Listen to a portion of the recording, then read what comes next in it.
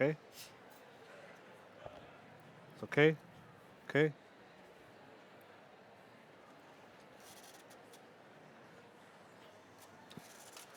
Hello. Thanks very much for joining us today at the WD Live, which is the takeaway or the summary of today's events at the Women Deliver 2019 conference, which is taking place in Vancouver.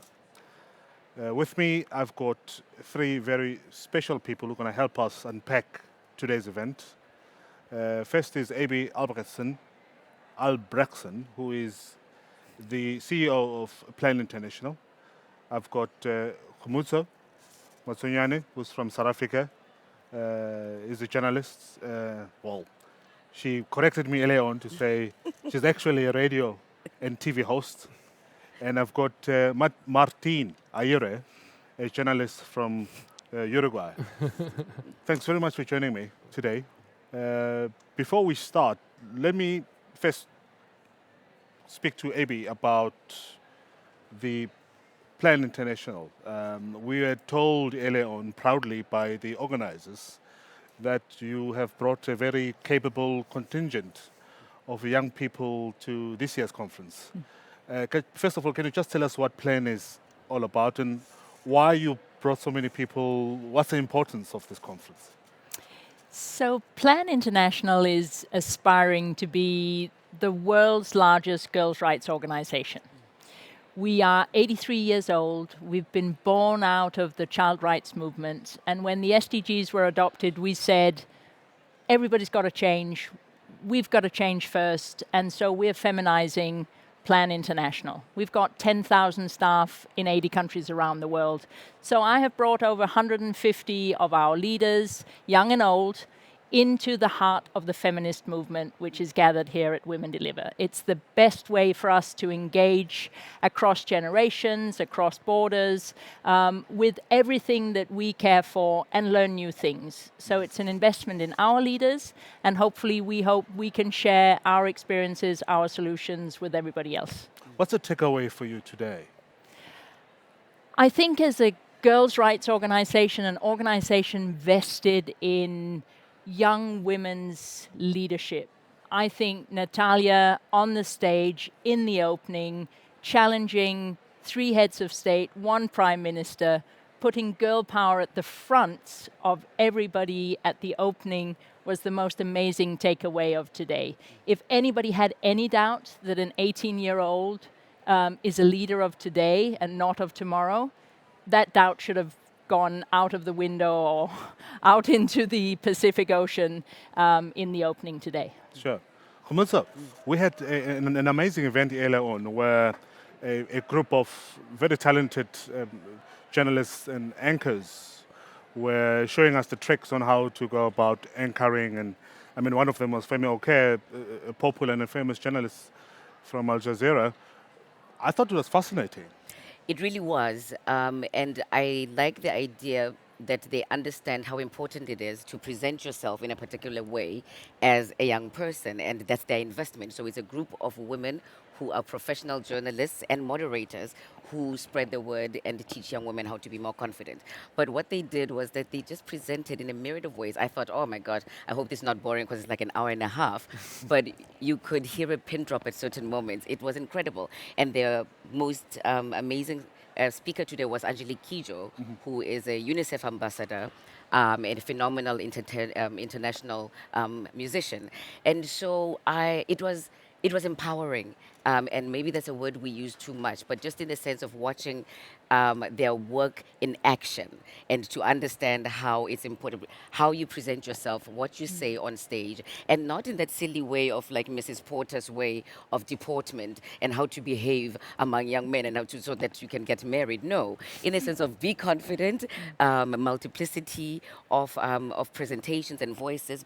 By embodying it and almost making everybody amongst them equal. So it was, by the time Angelique finished, I mean, there were moments where I wanted to say, Angelique for president, just because of the amazing work that she does with young women. And she speaks of Batonga, her organization that she started. So it was a powerhouse of incredible of an incredible network of women who have banded together to give other young women something that they know will be able to outlast um, um, um, uh, uh, the little things in life and be able to enable them to do bigger things for themselves. So that was what was impressive about that particular Yeah. session.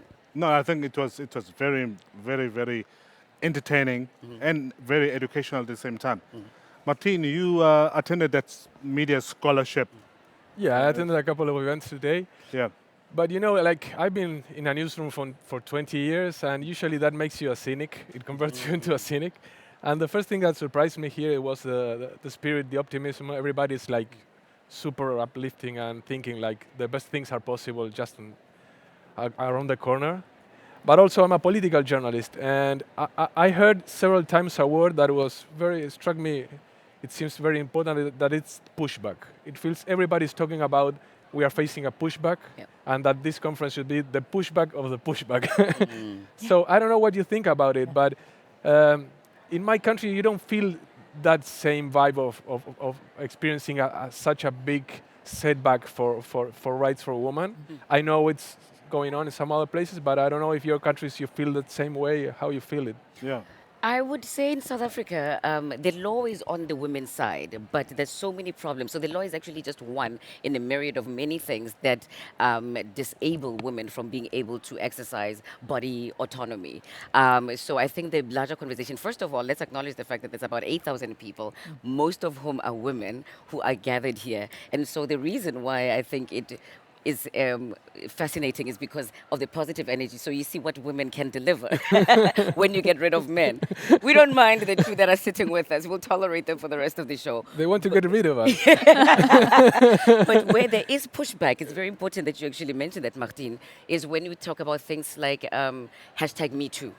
You know, but where men will say like there's an overwhelming sense that women don't want us and feminists hate us and they're encouraging other women, our wives to leave us, essentially, which I don't know. It's just men like to be victims, I think. And it's really where we're living in a country where women are still at such a disadvantage. For me, that's still a ludicrous argument because we have so much more to go. And so there is a little bit of pushback in that sense. But I think we had taken it for granted, particularly as feminists, that certain rights are inalienable, that just because South Africa says things like termination of pregnancy are legal, that we can almost like be okay. And what we're seeing in the United States, and that's come up so many times, about the reality of what is happening policy-wise, Alabama is almost like Nina Simone singing about it again. Alabama has me so upset. And that this is happening in a so-called developed country is a big warning for those countries that are trying to see what is the best way to move forward in terms of policy, in terms of attitudes for society, how to circumvent religion and cultural practices in order to get women forward. Sure. And the pushback is very real, not just in the US, but all over the world. I think what we're seeing is we have made amazing strides on legislation in almost every country in the world over the last 20, 30 years. This year we're celebrating the 40th anniversary on the Convention on Eliminating of Discrimination Against Women, the 30th year anniversary of the rights of the child. And governments in many countries are trying to implement that, but there's also a popular pushback. There's the clash between cultures, the clash of values, of actions in communities, traditions that are saying, well, okay, so on the books, we're not allowed to marry our daughters until they're 18, but we've always married our daughters at 14. And there's a real tension right now. There's also some really wonderful traditional chiefs in Malawi that are driving the change for girls in Malawi. There's the fantastic, unfortunately, African female president in Ethiopia who's also taking that ahead. You could mention all sorts of other countries in the world. In around Europe, we're also seeing rollback. We're seeing young men in Spain vote to basically put women back in the kitchen. So there is real rollback across the world. But in the room today and in what we're seeing here, and we'll see that all week, you're seeing women and men unite to really use their power differently, to find new strategies to challenge the status quo, finding new ways to challenge people in power, finding new ways to challenge power holders, be they the father at home or the teacher who's distorting an agenda or the healthcare worker who in a country where abortion is legal is denying that abortion and not providing access to the services. So this space here at Women Deliver is really a space for us to think about how do we get smarter about the use of power and understand power not from the top down, but very much from the bottom up. And we all know that of all the dimensions of power, numbers actually count. And the more we stand together and the more we can break the barriers between sectors, between old and young, between men and women, the more we can do it together, the more likely we are of achieving a positive outcome. Oh, great. I mean, just to remind our viewers, we've had at least thousands of people have been accessing the happenings of the conference via the social media. And the spread is to over 100 countries or so of those people that have been accessing this. But for me, what I thought was important for today was this, I'll call it an accidental achievement of a non-racial, multicultural frontier, for a lack of a better term. I mean, to see people looking different from different cultural backgrounds, all of them brought together by one particular cause. In South Africa, we like to call it a non-racial front. It's extremely impressive. And I'll say that for me, as a takeaway, that was that accidental kind of achievement I've seen, at least for today. And we've only, I think, about 2 or 3 hours old. But it seems, or it promises to be something really new. I foresee a new movement. And it actually even started in the airplane. Sure. We could literally identify it. And it felt great. We picked up conversations with each other in the queue. I mean, the immigration line was awful. As you know, you were like number 600 or something when 6, you would land. 6,000, excuse me. And so there's a great camaraderie, a great sense of belonging. And what the extreme right have taught us is that it's important to organize, and exactly what AB was talking about, that it's really important to collaborate. So you're seeing sisters and people who have the same beliefs that we do, because in many of our countries, people who have some of the beliefs that we do are considered extremists, and to be on the extreme left. And there's nothing wrong with that, as far as I'm concerned, because we need it, but it's like considered an abomination or an anomaly, and there's something wrong. So this is important to fortify for us why we're here. Why some other people are here, I have to question, though, with the session that just happened now with the heads of state. We had 2 men on stage who are both African leaders of 2 countries where abortion is illegal and completely inaccessible. And for me, that sends maybe a bit of a mixed message and a troubling tone. I'm wondering why they were invited. What is it about them? Is it trying to include them in the conversation? Because, you know, the idea of excluding people maybe is the wrong one for some of us. And that maybe it's better to bring people out with honey instead of vinegar. You know? And so maybe this is a way of like, hey, after this weekend, maybe those 2 heads of state will think a little differently. I don't know, but I do question as to why they were here. It can't be possibly just be for the free trip. Sure. I think there's something going on in Africa particularly, where if you achieve equality in parliament, you are seen as a champion of girls' and women's rights. And to an extent, I hope that bringing the 2 presidents, African presidents, to this gathering, they'll get to be educated that gender justice is much more bigger than parity within our political establishment. It goes beyond that. It also involves women and girls' health rights. It involves sensitive discussions that we've avoided as Africans for a very long time, the early marriages, etc. So I know many of them really do feel that they've achieved a lot because they have 50-50 representation within parliaments, but that's just the beginning. There's a lot to be done. And hopefully they'll get educated by coming to such platforms. Look, I come from a country that's pretty homogenic from a racial point of view, from many points of view.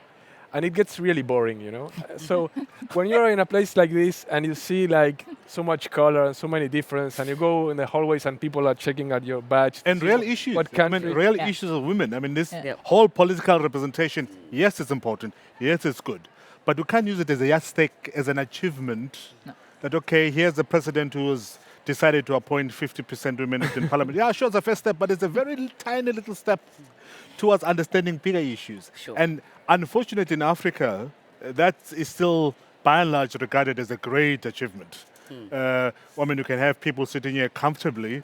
Relatively it's quite great because there are only 9 governments in the world that have gender parity. So, so if an African government decides to have gender parity, all power to them. Yeah, but you can't have that and still advocate certain things. You have to go beyond that. But that depends on who you get that parity with, because you can elect a whole bunch of women. If they're patriarchal, if they're conservative, if they do not believe in the... This is true.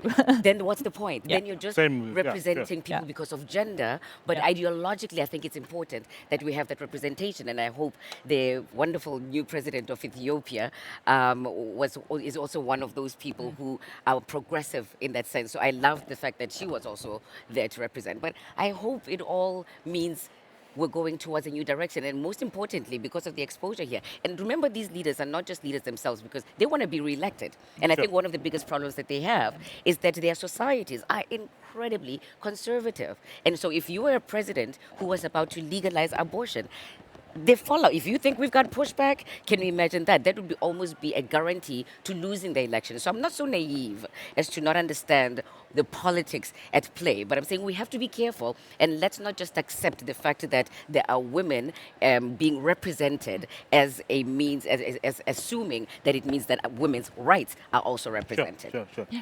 But there's something else which I think is important. No, wanted to say something, Abby? No, I was going to go somewhere else as well, but go ahead, Thembisa. Okay. Well, there's something else I noticed, for me specifically, is this has been so far, it's an educational platform.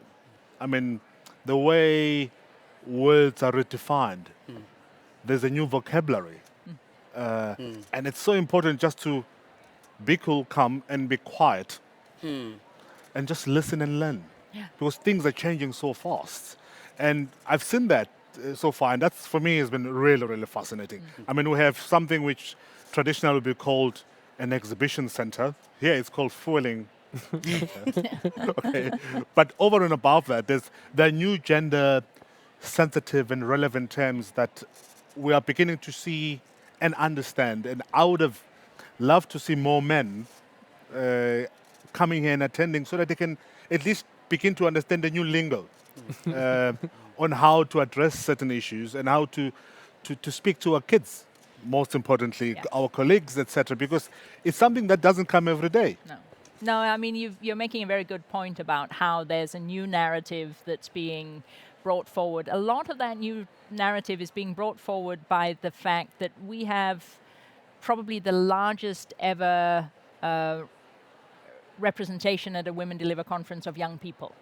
And they're not necessarily imbued with the same language that we learnt as we were sort of emerging as feminists, and the way that has been framed for us. They have been born into a world and found their own voice without necessarily reading all the same textbooks.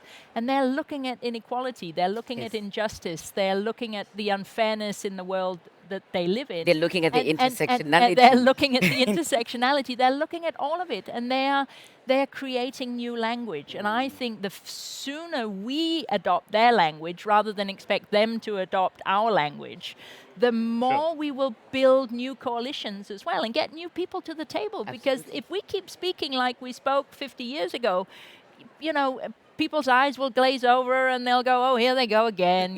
So we need that new language. And I think this is a great place to frame that language. The other thing, of course, is that with that host of youth that we have here, I'm also hoping that, shall we say, the old feminist movement starts embracing them more.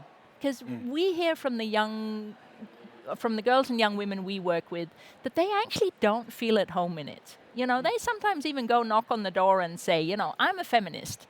And then they're looked at and saying, really? You don't speak our language. Sure. You don't use the same words. You're not, go learn some things before you come. Of course, there are many that are embracing as well, but there is still a bit of a schism. We are either talking about women or we're talking about girls, etc. I mean, what we're trying to build is a world of equals. And nobody should sit in judgment over somebody else's feminist credentials, or nobody should feel they own or appropriate it. And I think that's an incredibly important function that Women Deliver actually plays, because it's such a broad tent and it brings so many new players into, and every time a Women Deliver conference has been held, new actors from different sectors are invited in. And I think we should really all be using that. And I'm also looking at the journalists at this table and saying, how can you help us all develop new stories and new language around this particular agenda? Yeah. I would completely 100% agree with that, because I found that there are aspects of us older feminists which were quite rigid and incredibly judgmental. And so it's been a wonderful learning experience when you interact with younger feminists who are so different and much more embracing, to have to kind of soften up our edges. I used to kind of have a principle that I don't negotiate with terrorists. But, I think you kind of have to once in a while. And it's for the good for all of us. And so younger people are the new voices, and now we as older feminists also need to give them proper power, not just platitudes and not just trips overseas, but proper power to influence us in a meaningful way, because we talk about them. And so many of the things that the policies and things that we fight for, we claim are for younger women. And so let's not be like men, where we want to speak for younger people, where younger people can actually speak for themselves. But also to understand that there are feminisms. Literally. Yep. So there is no feminism. I mean, there's this imposition of the European understanding of what feminism is. Yes.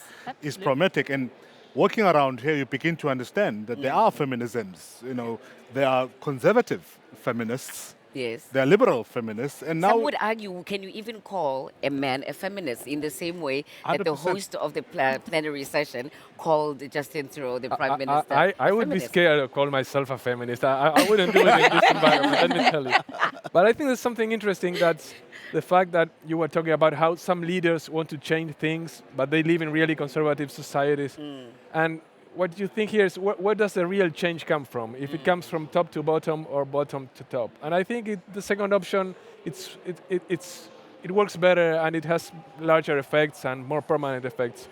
So that's another thing I saw here that I think is very interesting, is that it's such a massive event with so many people that it helps to create like a broader base if you want the change to be really permanent and not be challenged every now and then by some pushback. We are talking broad-based social transformation that's needed in every country in the world, including my own Denmark. I mean, we often rank top of the list of gender equal, happiest, whatever it is. But, I mean, there is no country in the world that is gender equal. We have, the other thing about Women Deliver, which I think is fascinating, as you were saying, it's a learning space, but it's also become the space of choice to release new insight, new research, new findings, new rankings, new everything.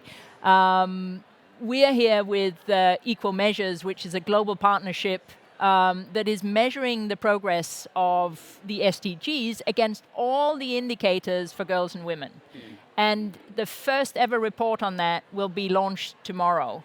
And that basically tells us that there is no gender equal society. So as we think about this, we have to think about mass mobilization. we have to think about getting, the environmentalists and the social scientists and everybody involved in this movement and not keep it a limited, even 8,000 people is a very limited Sure. space and a bit of a bubble. No, we need to make sure that transformation is something that we can take into every part of society, and so therefore you need the power to come from the bottom up. Bottom up, yeah. No, that's true.